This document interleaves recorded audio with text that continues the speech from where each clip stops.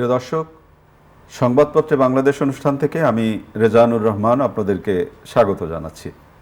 বিভিন্ন জাতীয় দৈনিকে প্রকাশিত খবরের বিশ্লেষণ নিয়ে আমাদের আজকের এই অনুষ্ঠানে অতিথি হিসেবে উপস্থিত আছেন দৈনিক প্রথম আলোর যুগ্ম সম্পাদক কবি সৌরভ হাসান। কেমন আছেন? শুভ সকাল। ভালো আছি। শুভ সকাল আপনাকেও। পত্রপত্রিকায় প্রকাশিত কয়েকটা গুরুত্বপূর্ণ শিরোনাম পড়ে শোনাই, তারপর আমরা আলোচনায় যেতে চাই। প্রথম আলো, আন্তর্জাতিক গুম প্রতিরোধ দিবস আজ, যেখানে বেঁচে থাকায় দুঃসহ যন্ত্রণার। সব থানা চালু হলেও পুলিশ আগের মতো তৎপর নয় রাজধানীর থানাগুলো। দৈনিক সমকাল, শত শত পরিবার আজও আছে অপেক্ষায়, জাতিসংঘের সনদে সই, গুম প্রতিরোধে আইন করতে হবে বাংলাদেশকে। 2-3 সপ্তাহের মধ্যে রোডম্যাপ দিতে পারে অন্তর্বর্তী সরকার। দৈনিক যুগান্তর, আশ্রয়কেন্দ্র থেকে ফিরছে মানুষ, বন্যার আরও উন্নতি। 15 বছরে 1,05,000 কোটি টাকার 95 প্রকল্প, কর্তাদের পকেটে 30 ভাগ। উপদেষ্টা পরিষদের বৈঠক, গুম বিরোধী আন্তর্জাতিক কনভেনশনে স্বাক্ষর। কালের কণ্ঠ, গুম বিরোধী সনদে সই বাংলাদেশের, স্বজনেরা ফিরে আসার অপেক্ষায় 416 পরিবার। গুম করার বিষয়টি সংবিধান পরিপন্থী, কামাল উদ্দিন আহমেদের একটি লেখা। বন্যায় 8,000 কিলোমিটার সড়কের ক্ষতি। দৈনিক ইত্তেফাক, গুমের অপসংস্কৃতি থেকে বের হওয়ার চেষ্টা, অবশেষে গুম বিরোধী আন্তর্জাতিক সনদের স্বাক্ষর বাংলাদেশের। কমছে পানি, বাড়ছে দুর্ভোগ। বাংলাদেশ প্রতিদিন, সংস্কার দ্রুত নির্বাচন চায় বিএনপি, নির্বাচনের প্রস্তুতি নিতে হবে তারেক রহমান, কালো টাকা সাদা করা বন্ধ। মানব জমিনের শিরোনাম, ত্রাণ কেউ পাচ্ছে কেউ পাচ্ছে না। সংস্কার নির্বাচন নিয়ে আলোচনা, প্রধান উপদেষ্টার সঙ্গে বিএনপির বৈঠক। আমাদের সময়, বিশেষ নিরাপত্তা পাবেন না বঙ্গবন্ধু পরিবারের সদস্যরা, নির্বাচনী ব্যবস্থা সংস্কারের সুপারিশ, সুজনের গোলটেবিল। দেশ রূপান্তরের শিরোনাম, বিশেষ নিরাপত্তা পাবে না বঙ্গবন্ধু পরিবার, দলীয় চাপে মহাশক্তির দুদক অসহায়, কমছে পানি, মিলছে লাশ, ফুটছে ক্ষত। প্রতিদিনের বাংলাদেশ, কালো টাকা সাদা করার দিন শেষ, গুম বিরোধী আন্তর্জাতিক সনদে সই বাংলাদেশের। দৈনিক ইনকিলাব, ক্ষতবিক্ষত ঢাকা চট্টগ্রাম মহাসড়ক, কালো টাকা সাদা করার সুযোগ বন্ধ। সময়ের আলো, কালো টাকা আর সাদা হবে না, কালো টাকা আর হবে না সাদা, রাজনৈতিক দলগুলোর সঙ্গে সংলাপ শুরুর অনুরোধ বিএনপির। আলোকিত বাংলাদেশ, গুম বিরোধী আন্তর্জাতিক সনদে স্বাক্ষর করল বাংলাদেশ, বন্যায় ব্যাপক ক্ষয়ক্ষতি, মৃত্যু 52। দৈনিক সংগ্রাম, গুম হওয়া ব্যক্তিদের স্বজনরা পথ চেয়ে আছে এখনো। যায় দিনের শিরোনাম, 15 বছরে দেশের গুমের শিকার 700 মানুষ। দৈনিক জনকণ্ঠ, বাড়ছে রোগব্যাধি, বন্যা কবলিত এলাকায় বিশুদ্ধ পানির অভাব, ত্রাণ পৌঁছাচ্ছে না দুর্গম অঞ্চলে। সাবেক 8 মন্ত্রী, 6 এমপির দেশ ত্যাগে নিষেধাজ্ঞা। আপনি শিরোনাম শুনলেন। গুম বিরোধী, আজ আন্তর্জাতিক গুম প্রতিরোধ দিবস। গুম বিরোধী আন্তর্জাতিক সনদে স্বাক্ষর করেছে বাংলাদেশ, স্বজনের ফিরে আসার অপেক্ষায় 416 পরিবার। প্রথমেই যে কথাটি বলতে হবে যে একটি ভালো সিদ্ধান্ত, যে গুম বিরোধী আন্তর্জাতিক সনদে বাংলাদেশ সই করেছেন এবং প্রধান উপদেষ্টা ডক্টর মোহাম্মদ ইউনূস সই করলেন। আমরা সরকারের এই পদক্ষেপকে স্বাগত জানাই। এখন যে দায়িত্বটি হচ্ছে যে গুম হওয়া পরিবারগুলোর যে কান্না, যে অপেক্ষা, সেটি কীভাবে অবসান হবে, তার অবসান কীভাবে। আমরা কয়েকজন দেখলাম সরকার পরিবর্তনের পর কয়েকজন কথিত আয়নাঘর থেকে বেরিয়ে এসেছেন। আয়নাঘর তো একটা বন্দিশালা, আয়নাঘর হচ্ছে একটি প্রামাণ্যচিত্রে এই আয়নাঘর বলা হয়েছিল। এখন বাকিরা কোথায় আছে? মাত্র কয়েকজন তো নয়, 416। এখন এর মধ্যে মানে এটা ফ্যাক্টস ফাইন্ডিং যেটা বলে, যে তথ্য অনুসন্ধান মানে হওয়া উচিত যে প্রতিটি পরিবারের যারা নিখোঁজ হয়েছেন তাদের কি অবস্থায়, যাদের খোঁজ পাওয়া যাচ্ছে না, একেবারেই গেল না, সেটা ধরে নেওয়া যাবে এক ধরনের, এবং তাও কিন্তু আদালত থেকে এক ধরনের হতে হবে যে না, তার খোঁজ মেলেনি, পুলিশের রিপোর্ট দিতে হবে। আর যে পরিবারগুলো যদি পাওয়া যায়, কারণ আপনি দেখুন, মানুষ মারা গেলে উত্তরাধিকার দাবি করে তার সন্তান, তার স্ত্রী এবং অন্য ভাই বোন যারা থাকে, খুব আপনজন যারা। কিন্তু গুম হওয়ার পর সেটার সুযোগ নেই। বোঝার উপায় নেই তো। বোঝার উপায় না, সেটার সুযোগ নেই। যেমন ধরেন তার যদি ব্যাংক অ্যাকাউন্ট থেকে থাকে, এই অ্যাকাউন্ট পরিচালনা করবে কে? এটা তো কাউকে দিয়ে যেতে হবে, নমিনি করতে হবে। সুতরাং এই পরিবারগুলোর দুঃসহ যন্ত্রণা, আর যে কন্যা, যে পুত্র বাবার স্নেহে মানুষ হওয়া, মায়ের স্নেহে মানুষ এবং হওয়া। বাবাকে দেখছেন না 3 বছর, 4 বছর, 5 বছর বা 10 বছর, মানে তাদের যে আমরা প্রতি বছরই এই 30শে আগস্ট দেখতাম যে প্রেস ক্লাবে একটা অনুষ্ঠান হতো, মায়ের কান্না, মায়ের ডাক। মায়ের ডাক। তা এখন মায়ের ডাক আর আমরা শুনতে চাই না। আমরা চাই প্রতিটি মানুষ, নাগরিক জি, নিরাপদে থাকবে, এবং রাষ্ট্র কেন নাগরিকের বিরুদ্ধে যাবে? নাগরিকের নিরাপত্তা দেওয়া রাষ্ট্রের দায়িত্ব। সেখানে রাষ্ট্র গুম করে নেবে বা গুম করে ফেলবে, এটা তো মেনে নেওয়া যায় না। সুতরাং যারা করেছে, যে আমলেই করে থাকুক না কেন, তাদের বিরুদ্ধে তাদেরকে চিহ্নিত করে তাদের বিচারে আওতায় আনতে হবে। আমি মনে করি তাহলে অন্তত এই পরিবারগুলো কিছুটা হলেও স্বস্তি ওই যে আমরা মায়ের কান্না বা মায়ের ডাক যেটা বললাম, যে আপনি বললেন যে আমার এটা চাই না, এই বিষয়টি স্পষ্ট হওয়া খুব জরুরি দরকার। যে এই ধরনের গুমটাই তো আতঙ্কজনক শব্দ একটা, মানে গুম হয়ে যায় মানুষ, তার কোনো গুম মানে হচ্ছে যে একটা হচ্ছে যে বিগত জাতিসংঘ কিন্তু 76 জনের একটি তালিকা দিয়েছিলেন। তৎকালীন পররাষ্ট্রমন্ত্রী সেই তালিকার সাথে একমত নয়, এবং তারা তখন সরকারের নীতি নির্ধারক দাবি করলেন অনেকে স্বেচ্ছায় চলে গেছেন। আর স্বেচ্ছায় চলে গেলে কি পরিবার এভাবে আহাজারি করে? আবার অনেকে বলেছেন যে ফিরে এসেছেন। হ্যাঁ, যারা ফিরে এসেছেন খুব ভালো। এখন এখানে পুলিশের রিপোর্ট, সমস্যা তো হলো পুলিশের রিপোর্ট দেয় যে কে আসছে না আসছে, এবং যে তালিকা, ওই তালিকার ভিত্তিতে মানে সংশ্লিষ্ট পরিবারগুলোর কাছে আবার পরিবারগুলোকে আবার ভয়ভীতি দেখানো হলো যে তোমরা বলো, এবং কারো কারো সাদা কাগজে সইও নেওয়া হলো যে না, গুম হয়নি। মানে একটা ভীতিকর পরিবেশ। আমরা এই ভীতিকর পরিবেশ থেকে পরিত্রাণ পেতে চাই। আপনি পুলিশের প্রসঙ্গ তুললেন, আমি কথাটি তুলতাম হয়তো অন্য পরে, এখনই আলোচনা করতে চাই। সব থানা চালু হলেও পুলিশ আগের মতো তৎপর নয়। আপনাদের পত্রিকায় প্রথম আলোতে ছাপা হয়েছে, এবং থানাগুলো ভুক্তভোগীদের ভিড় কম এখন, এবং আসামি ধরতে অভিযানে যেতে ভয় পাচ্ছে পুলিশ। তো এই অবস্থা চলতে থাকে। একটা তো হচ্ছে যে গণ অভ্যুত্থানের মধ্য দিয়ে আওয়ামী লীগ সরকার বিদায় নেয়ার পর, এবং পুলিশ যেভাবে তার আগে যেভাবে জনগণের উপর নির্যাতন চালিয়েছে, গুলি চালিয়েছে, সুতরাং তার প্রতিক্রিয়াও দেখা গিয়েছে। পুলিশকেও কিন্তু বিক্ষুব্ধ জনতা হত্যা করেছে। সুতরাং তাদের ভিতরে একটা ভয়, আতঙ্ক, এবং পুলিশের পোশাক দেখলেই মানুষ ক্ষুব্ধ হতো। পুলিশ থানা থেকে পালিয়ে যেতে বাধ্য হয়েছে, অনেক থানায় আগুন দেওয়া হয়েছে, লুটপাট হয়েছে। সুতরাং একটা পরিবেশ ছিল, একটা ভীতিকর পরিবেশ ছিল। তার থেকে বেরিয়ে আসে সরকার আসার পর, এবং 3 দিন তো সরকারই ছিল না। 5 তারিখ সাবেক প্রধানমন্ত্রী পদত্যাগ করলেন, পদত্যাগ করে বিদেশে চলে গেলেন, এবং 8 তারিখ সরকার গঠিত হলো। তো 5, 6, 7 তো সরকার ছিল না, 8 তারিখ তাও সন্ধ্যায়। সুতরাং এরপর নতুন করে শুরু করা, এবং প্রথম যিনি স্বরাষ্ট্র উপদেষ্টা হলেন তিনি কিন্তু তাদেরকে, পুলিশকে তাদের মনোবল বাড়ানোর, মনোবল চাঙ্গা করার জন্যে, এবং তারা যাতে কর্মস্থলে ফিরে আসে, একটা দেওয়া হলো 7 দিনের মধ্যে ফিরে আসতে হবে। অনেকেই এসেছেন। এখন যে বিষয়টা হচ্ছে যে এটি পুলিশ আর জনগণের মধ্যে যে সম্পর্ক, এবং এটা দীর্ঘদিন, গত 15 বছরই মানুষ পুলিশকে ভয় পায়।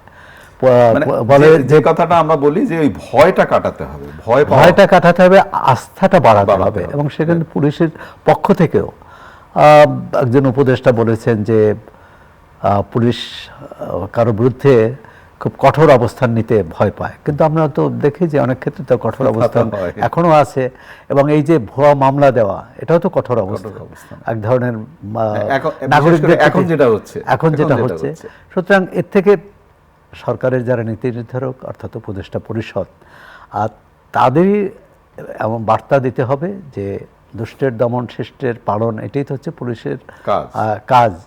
সেই কাজটা যাতে করে, এবং যেখানে দুর্নীতি ঢুকে যায়, যেখানে অর্থের লেনদেন হয়, সেখানে কিন্তু এটি থাকে না, দুষ্টের দমন থাকে না, বরং দুষ্টের লালন থাকে। পালনটাই শুরু হয়ে যায়। আমরা তো দেখি যে এই যে মানে এই যে গণ অভ্যুত্থানের পর যে মানুষগুলো এখনো অনেকে কিন্তু অনেক পরিবারের জানে না যে তাদের পরিবারের সন্তান কোথায় আছে, বা এমনকি মারা গেছে যারা, তাদের লাশও খুঁজে পায়নি। অনেক ধন্যবাদ আপনাকে। আমাদের বেশ কিছু সংবাদ নিয়ে একটু আলোচনা করবার ইচ্ছে আছে।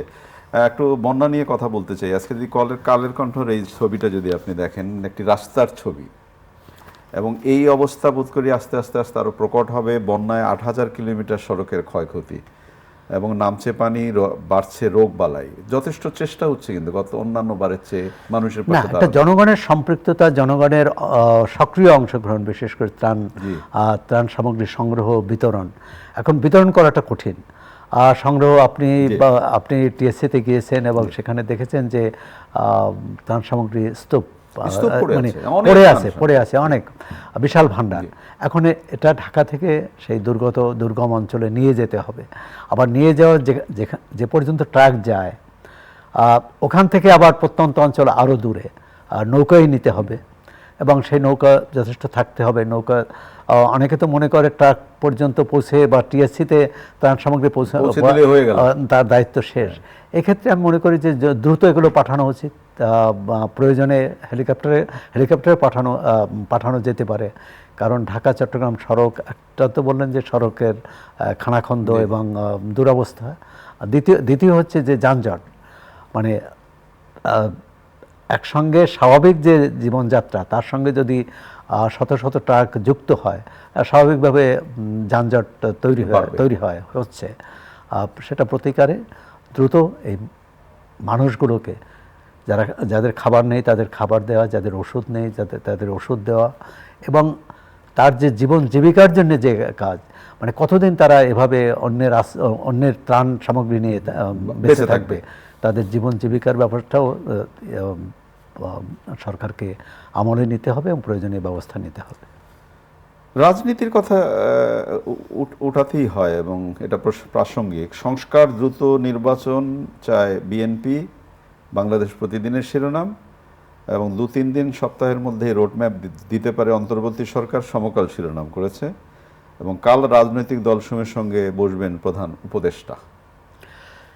না, এটা বিএনপি শুরু থেকেই যে সরকারের কাছে দাবি জানিয়ে আসছিল যে নির্বাচনটি কবে হবে, কখন হবে সেটি জানানো, অর্থাৎ সরকারে কখন কি করতে চান, সংস্কার কাজ কবে শেষ করা যাবে।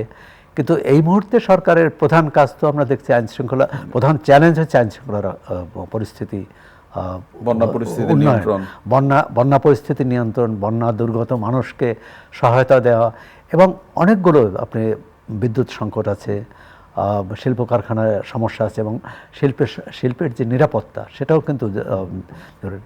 5 তারিখের পর তাৎক্ষণিক অনেক জায়গায় বিক্ষোভ, অনেক জায়গায় হামলা ভাঙচুর হয়েছে, কিন্তু 1 মাস পর বা 4 সপ্তাহ 3 সপ্তাহ পরও একই ঘটনা ঘটবে, এটা কিন্তু মানে মেনে নেওয়া যায় না, কোনোভাবেই কাঙ্ক্ষিত নয়। আর মালিকের উপর ক্ষোভ থাকতে পারে, কিন্তু তার এই কারখানার উপর কিন্তু অনেক শ্রমিকের জীবন জীবিকা নির্ভর করে। সুতরাং একটা কারখানা পুড়ে যাওয়া বা বন্ধ হওয়া মানে তাদেরকে মানুষেরও তো প্রাণহানি ঘটলো। এই যে আমরা জানলাম না যে কতজনের প্রাণহানি ঘটলো, পুড়ে মারা গেল। মানে প্রতিটি জীবনের যে ট্র্যাজেডি, এটি যার যায় সেই বোঝে। আমরা দূর থেকে হয়তো হাজারি করে হতাশ করতে পারি, কিন্তু এই পরিবারগুলো কি হবে, এবং যারা চাকরি হারিয়ে ফেলছে, মানে কারখানা পড়ে গেলে তো আর চাকরি থাকার কোনো সুযোগ নেই। আর সুতরাং এর দ্বিতীয় কোনো ঘটনা না ঘটে সরকারকে সতর্ক থাকতে হবে। প্রয়োজনে সশস্ত্র বাহিনীতে অনেক ক্ষেত্রে আইন শৃঙ্খলার দায়িত্ব পালন করে বা জননিরাপত্তার দায়িত্ব পালন করে, সেটি করা উচিত। এবং ঝুঁকি কোথায় আছে সেটি দেখা উচিত। শিল্প কারখানা এবং অন্যান্য এবং বন্যা দুর্গত অঞ্চলেও কিন্তু এই নিরাপত্তার বিষয়টি আছে, নিশ্চিত হওয়া দরকার। বাংলাদেশ প্রতিদিনের শিরোনাম হয়েছে নির্বাচনের প্রস্তুতি নিতে হবে, নাম ভাঙানো দুষ্কৃতিকারীদের দলে ঠাঁই পাবে না, তারেক রহমান বলেছেন।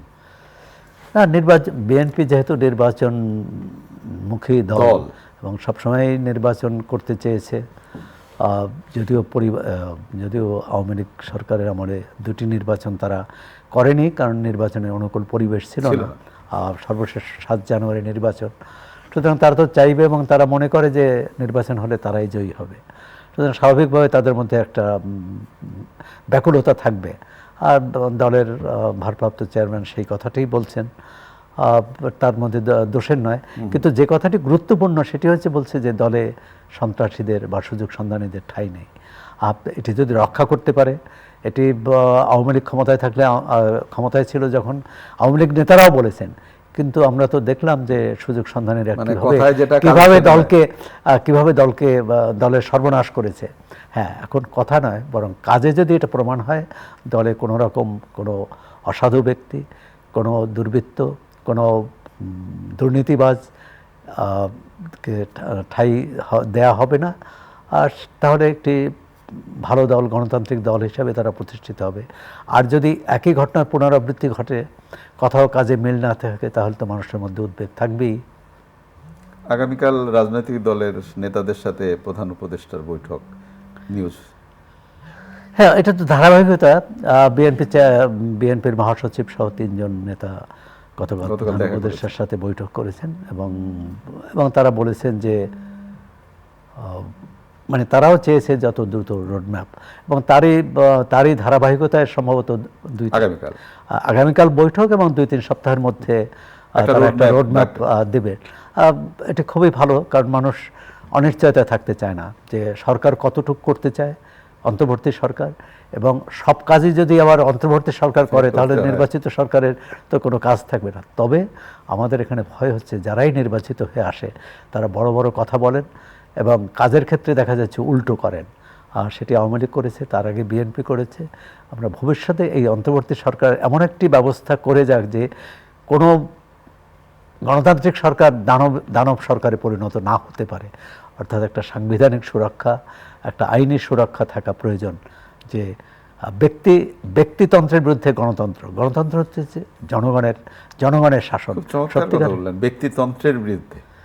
ব্যক্তিতন্ত্রের বিরুদ্ধে, কর্তৃত্ববাদের বিরুদ্ধে, স্বৈরতন্ত্রের বিরুদ্ধে, মানে মানুষের শাসন। দেশটা তো মানুষের, জনগণের। এবং আমাদের সংবিধানে কিন্তু আছে যে বাংলাদেশ একটি প্রজাতন্ত্র, মানে এর জনগণ হচ্ছে এর মালিক। তো জনগণ ঠিক করবে কে নির্বাচিত হবে, কে হবে না, তার প্রতিনিধি বাছাই করার সেই সুযোগ। একটা সুষ্ঠু নির্বাচন না হলে আমরা সেটা সম্ভব না। আবার সুষ্ঠু নির্বাচন করে আমরা তো, বাংলাদেশের জনগণ সবসময় কিন্তু সুষ্ঠু নির্বাচনের মাধ্যমে যতবার সুযোগ পেয়েছে তার প্রতিনিধি বাছাই করেছে, পরবর্তীকালে প্রতিনিধিরা তার কথা রাখেনি। ওই কবিতার মতো কেউ কথা রাখেনি। হ্যাঁ, বলেছেন 33 বছর, আমরা তো দেখলাম 53 বছরে কেউ কথা রাখেনি। একেবারে এই সময় আমাদের ছাত্র তরুণরা যে বিপ্লবটি ঘটালেন এবং ছাত্র রাজনীতির যে একটা কি বলো অচল আয়তন ভাঙলেন, সবকিছু মিলিয়ে আপনার কি মনে হয় যে এখন যে শিক্ষার্থীরা এখনো মাঠেই আছেন মূলত, আর কতদিন থাকবেন? ক্লাসে তো ফিরে যাওয়া দরকার। আমি তো মনে করি যে এই ছাত্র তরুণদের এই গণ অভ্যুত্থানে তাদের কি বলে অগ্রণী ভূমিকা প্রশংসনীয়, এবং সবাই এটাকে সাধুবাদ জানিয়েছে। তারা যে একটি গণতান্ত্রিক ধারায় দেশকে নিয়ে যাওয়ার চেষ্টা করেছে এবং নিয়ে যাওয়ার পথ সূচনা করেছে। কিন্তু শিক্ষার্থী হিসাবে, ছাত্র হিসাবে, ছাত্রছাত্রী হিসাবে তাদের মূল কাজ তো পড়াশোনা করা, মূল কাজ তো ক্লাসে ফিরে যাওয়া। এবং এই গণ আন্দোলনে যেমন আমরা গণ আন্দোলনে যেমন অনেক অর্জন আছে, ক্ষতিও তো আছে। এই যে শিক্ষার যে ক্ষতি, বিশ্ববিদ্যালয়গুলো বন্ধ, বিশেষ করে পাবলিক বিশ্ববিদ্যালয়গুলো, অনেক বিশ্ববিদ্যালয় এখনো ভাইস চ্যান্সেলর নিয়োগ, আচ্ছা উপাচার্য নিয়োগ হয়নি। অনেক কলেজের প্রধান যে অধ্যক্ষ, স্কুলের প্রধান যে প্রধান শিক্ষক, এসব নিয়েও কিন্তু একটা অস্থিরতা চলছে এবং অনেক জায়গায় জোর করে জবরদস্তি করে তাদেরকে পদত্যাগ বাধ্য করা হচ্ছে। আমি মনে করি এবং শিক্ষা উপদেষ্টা কিন্তু বলেছেন যে এটি জবরদস্তি করা যাবে না, জোর করে কাউকে পদত্যাগ করা যাবে না। এই ক্ষেত্রে আমি মনে করি যে মানে সরকারের যারা প্রতিনিধি তাদের যেমন দায়িত্ব আছে, স্থানীয় জনগণের দায়িত্ব আছে, নাগরিক সমাজের দায়িত্ব আছে, শিক্ষক এবং শিক্ষার্থী সবাই মিলেই এই কাজটি করতে হবে, যাতে আর কোনো শিক্ষা প্রতিষ্ঠানে একটি অঘটন না ঘটে, কোনো শিক্ষক অপদস্থ না হন, লাঞ্ছিত না হন। শিক্ষার্থীদের কাছে শিক্ষক হবেন আদর্শ, সেই শিক্ষক যখন লাঞ্ছিত হন, অপদস্থ হন, অনেক প্রশ্ন আসে। তাহলে কিন্তু আমরা যে বাংলাদেশের কথা বলি, সেই বাংলাদেশ আর থাকবে না, বাংলাদেশ আর পাবো না। এই সময়ে বিশেষ করে ক্রিকেট এবং ফুটবল দুটি জায়গায় বেশ অর্জনের আলো দেখতে পাচ্ছি আমরা। প্রথম টেস্টটা জিতলো পাকিস্তানের সঙ্গে বাংলাদেশ, এবং এরপরে অনূর্ধ্ব 20 ফুটবলে চ্যাম্পিয়ন হলো সাফ, এবং আজকে পাকিস্তানের সাথে বাংলাদেশের দ্বিতীয় টেস্ট। কি মনে হয় আপনার? আমরা আশা করব দ্বিতীয় টেস্টে বাংলাদেশ জয়ী হবে, সিরিজ জয়ী হবে। আর নেপালে যে আমাদের তরুণরা যে সাহসিকতা দেখিয়েছে, যে বিজয় অর্জন করেছে, তাদের অভিনন্দন। একই সঙ্গে এই ধারাবাহিকতা রক্ষা করা। আমরা তো দীর্ঘদিন দেখে আসছি যে একটা খেলায় ভালো করি, তারপর 3টা খেলায় খারাপ করি।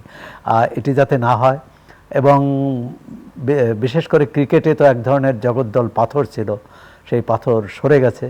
আশা করি নতুন উদ্যমে, নতুন নেতৃত্ব, এবং তখন তো বোঝাই গিয়েছিল যে ক্রিকেট বোর্ডে যারা আছেন এবং যারা খেলোয়াড়, তাদের মধ্যে একটা দূরত্ব ছিল, মানসিক দ্বন্দ্ব ছিল।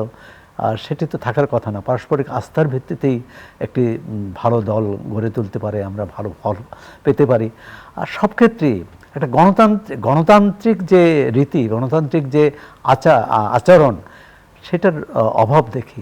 সেটা যাতে না হয়, অতীতের ভুল থেকে শিক্ষা নিতে হবে। আর আজকের তরুণরা, আজকের আমাদের ক্রিকেটাররা যে বিজয় অর্জন করেছে, সেটা কিন্তু শুধু আজকের নয়, দীর্ঘদিনের সাধনারই একটি ফল। সুতরাং এই ধারাবাহিকতা এগিয়ে নিতে হবে। অনেক ধন্যবাদ আপনাকে। প্রিয় দর্শক, আমরা শেষে যে আলোচনাটি করলাম, আজকে পাকিস্তানের সাথে বাংলাদেশের দ্বিতীয় টেস্ট, যদি আমরা ড্র করি তারপরেও আমরা সিরিজটা জিতে যাব, কিন্তু ড্রয়ের কল্পনা করতে চাই না। আশা করতে চাই আজকেও আমরা জয় লাভ করব এই খেলাতে, এই টেস্টে। ভালো থাকবেন। ক্রিকেট হাসলেই বাংলাদেশ হাসে। ভালো থাকবেন। খোদা হাফেজ।